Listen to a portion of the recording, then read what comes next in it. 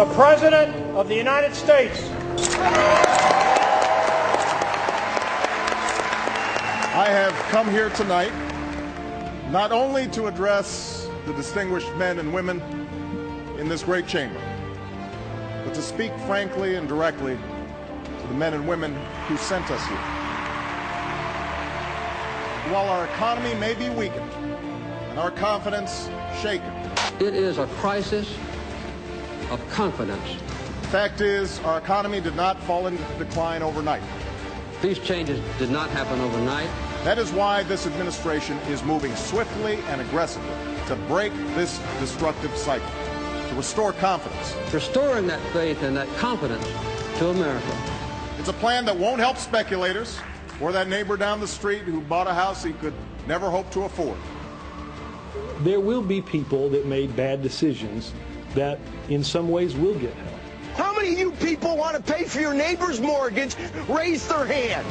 We know big government does not have all the answers.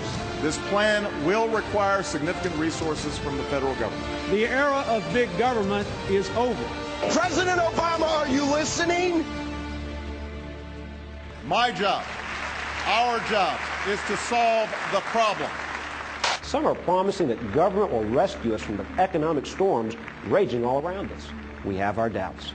I know there are some in this chamber and watching at home who are skeptical. If we do everything right, there's still a 30% chance we're going to get it wrong. We will also end the tax breaks for the wealthiest 2% of Americans. The worst deficit comes from a recession. And if we can take the proper action in the proper time, this can be the most important step we could take to prevent another recession. That is the right kind of a tax cut. I know that it's easy to lose sight of this truth, to become cynical and doubtful, consumed with the petty and the trivial. Republican leaders are playing politics instead of doing what's right. Call the Republican leadership. Tell them no is not an option. But in a time of crisis, we cannot afford to govern out of anger. What do you think a stimulus is? That's the whole point.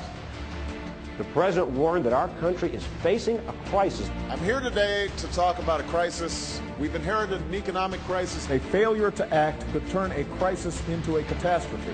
Don't let anyone tell you that America's best days are behind us. Slowly but surely, little by little, confidence will return. We can and we must rebuild our confidence. And our economy will recover.